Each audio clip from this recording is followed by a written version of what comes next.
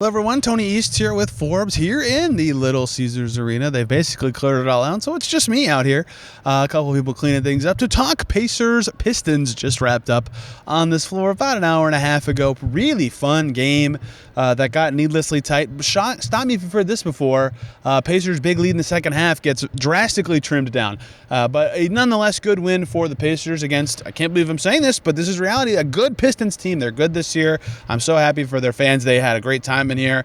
The Lions are good, like good vibes from Detroit fans, and that makes this win pretty impressive for the Pacers, who've now won twice in this building this year. They came in and were just kind of professional, more experienced team than the Pistons today in game plan and execution and having some vets step up and get this one done. A couple of guys stood out for the way the Pacers got this done in their 111-100 win. I think the place to start offensively for the Pacers has to be Myles Turner. Almost 37 minutes for Turner, and they needed him to play a ton because points were hard to come by in this game. 111 for the Pacers, 100 for the Pistons. Like I said, in the second half, neither team got 50. There was only one quarter of this game, the second quarter, where either team reached 30 points in a specific quarter, right? It was tough to score in this game, and the Pacers deserve a ton of credit for breaking out of that more than the Pistons in that second quarter and a little bit in the first. But Myles Turner kind of opened up everything because not only did he lead the Pacers in scoring, that's the headline of this, 28 points for Myles Turner on a night where points were hard to come by. The way he got them made the rest of the Pacers offense open up. 28 points for Turner came on 8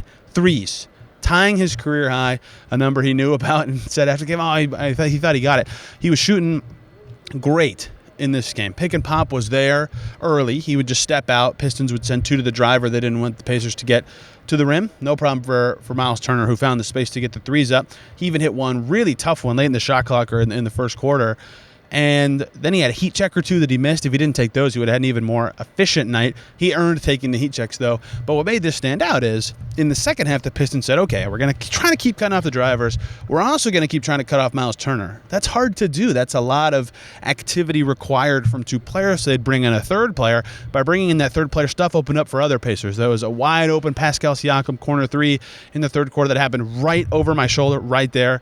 And then a drive right here from Andrew Nembhard to the rim that led to easy points for the Pacers. Maybe it was Obi Toppin on the drive. I can't remember. Either way, very important points for the Pacers that were opened up and possible in a game where it was tough to score because of the gravity Myles Turner had. So offensively, he made shots, and that led to other players being able to make shots. I thought that was important, and that was a big story of the Pacers' offensive success in this game.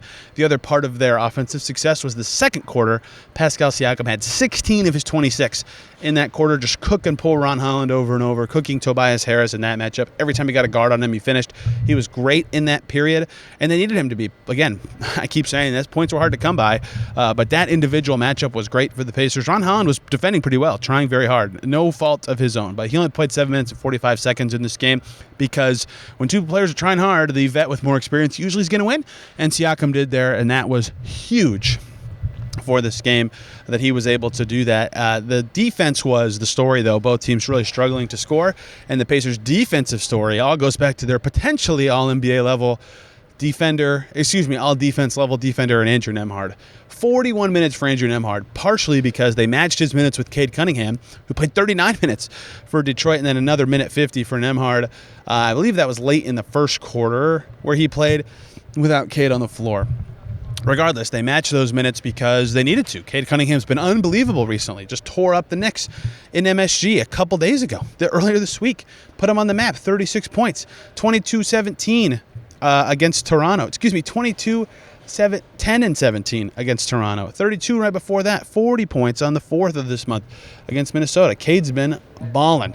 And Andrew Nembhard shut him down. 7 for 21 for Cade Cunningham. That is his second lowest shooting percentage in a game this season. 7 turnovers for Cade Cunningham. That's his third most in a game this season. What it takes to slow down the Pistons is cutting off that head of the snake. He's a great player.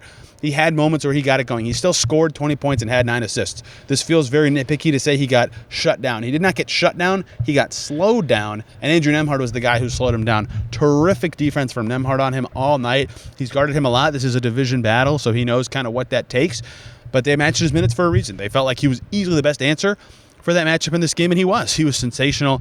39 minutes for Cade, and they lost those minutes by 7. The Pistons said they only lost the rest of their minutes by 4.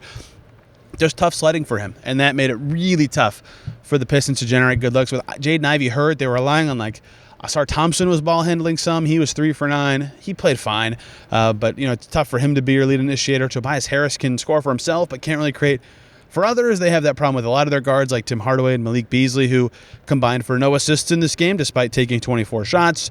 Marcus Sasser's a fine backup point guard. I thought he played okay in this game, but he can only make threes. He couldn't really get anything going towards the rim. So if you cut off Cade, you cut off a lot of the Pistons offense, and Andrew Nembhard was responsible for a lot of that. Myles Turner was good defensively as well in this game, finishing with 2 steals and 2 blocks, so 4 stocks for him. 4 steals for Siakam, 3 for Nembhard, a couple steals for Jarris Walker. The Pacers were active with the steals on defense, too. That was another big part of this game. Only 9 turnovers for the Pacers, 19 for the Pistons. That helped even up a game that had a very uneven rebounding battle, and the Pacers needed that to go their way to keep up. So the Pacers did a lot of little stuff well. They had a lot of key contributors on both ends, but that's how they got this one done. Now, the other story of this game for the Pacers that is worth monitoring both now and long term is the return of some key players. Number one being Tyrese Halliburton. He only missed 1 game with a groin injury. Still significant. It's that left side of his body. The groin muscles and hamstring muscles are attached, and his hamstring's been a big problem for him. He only missed 1 game with what was originally called a hamstring injury and is now a groin injury. 17 points on 15 shots. He was better inside the arc than out. 8 assists, 4 boards, plus 10 in an 11-point win was Tyrese Halliburton. Still impactful. They brought him in the fourth quarter to help put this game away with another group. He had a big dunk to put the Pacers back up 10 in the fourth quarter. He looked fine, maybe a 90% speed game for him, but thought he played pretty well for his 34 minutes of action in this one, and they needed him to be good because he is valuable to them. They lost the game they played without him, and it was just a little bit harder for them to score, as expected when you're missing an All-NBA level talent. But that was a big return. The other one's Aaron Nesmith, who did not miss 1 game. He missed 35. He hadn't played since November 1st.